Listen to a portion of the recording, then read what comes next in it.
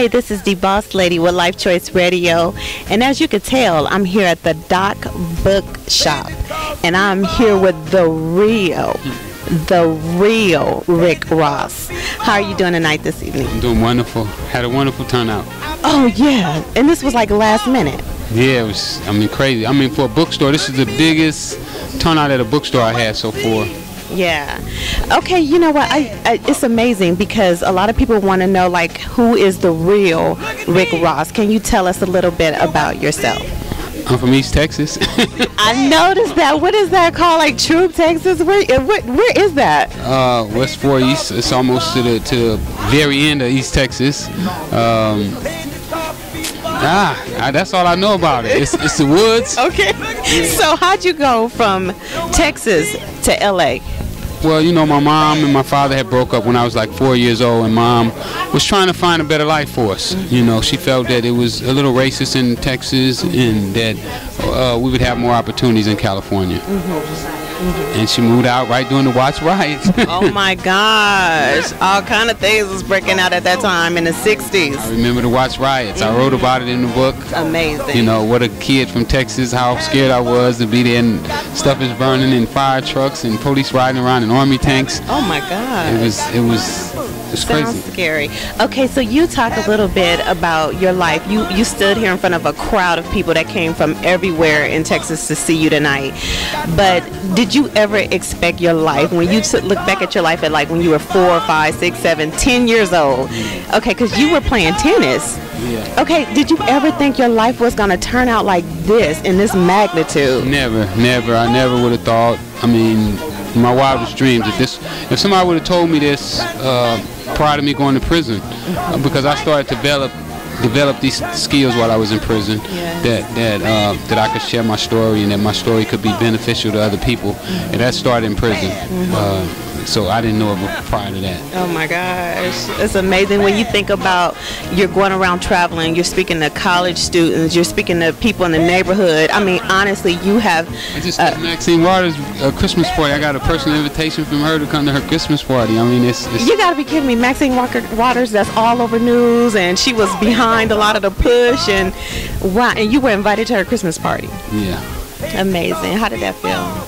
It feels, wonderful. And I took my kids too. My kids been in foster homes, because their dad was in jail and their mom was on drugs. So they went through some things. So for them to be there with judges and the chiefs of police and just everybody and just to get that exposure. And so often, like when I was coming up, I'd never been around a police officer other than when they told me to get out the car and sit on the curb. Right. That was my first time. So, just for them to be around these people and to brush shoulders with them and just to know what they do. That these people are human and they're going to make mistakes and they have the same problems that we have.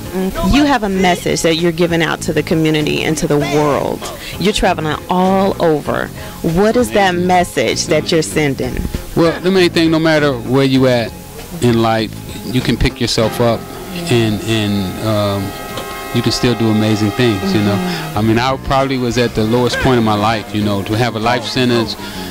And then on top of that, to be in what they call a hold in the prison is like the lowest you can go. You can't go any lower than that. It's almost like being buried in a tomb because the walls are like 2 feet thick concrete and just bars, and you don't get to talk to nobody. So when you've been through that, then you feel like, I've been to the lowest. So now the only way from here is up. And if I can come up from where I've been, illiterate, not being able to read, not being able to write, and if I can come up and do what I'm doing, then what can our kids do?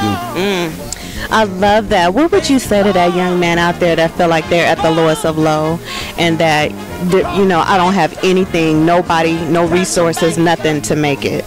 Well, the storm starts at its worst point. It starts to end at its worst point. When the storm is as bad as it can get, if you can weather that part, then it starts to ease up. So go through the hard part, get it over with. Go through it. Accept it and deal with it, and then it's going to start to ease up. Wow. What can people look forward to from you in 2015? I don't know. Because we know you got a movie coming out, documentary. Do some amazing things. My future looks bright. and I think the future of our people look bright. You know, I think we're going to start to wake up. We're going to start to make some changes, and we're going to start making people respect us. We're going to start making cops think twice before they pull a trigger on a young black man, you know, and know, hey, you know, somebody cares about this kid. That's right. How can people reach you? They can get me on social media, Freeway Ricky. That's with a Y, R-I-C-K-Y. I'm all over, you know. I'm not easy. My phone number floating out there, and if you call me, I answer my phone call. Whoever called my number, I'm answering it. So if you get my number, call me. I'm gonna holler at you. Maybe short if you ain't talking about nothing, but I will talk to you. Yeah, we heard that. You about business. That's good. So we need to make sure that everybody pick up your book. Can you say the name of your book? Freeway Rick Ross, Untold Autobiography. Go get it, please. What is one choice that set your path on a totally different road? I went to a drug dealer and asked him how to make some money. One choice. One choice. That changed your life. Still today, it's still changing my life right now today. Wow. And that was 30-some years ago. Wow.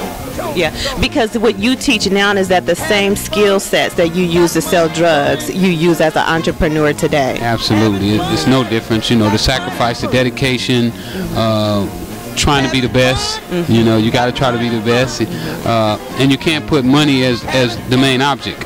I mean, money is important, but it shouldn't be the main object. And when I started selling drugs, money wasn't the object. My object was to impress my big homie. And then money became later on after I learned the business. Wow, that is amazing. Okay, you've heard it here first with Life Choice Radio, the Boss Lady and the real Rick Ross here at the Doc Bookshop. Thank you so much for giving us an exclusive interview tonight. Shout out to Life Choices, you know what I'm saying? Y'all keep doing your thing.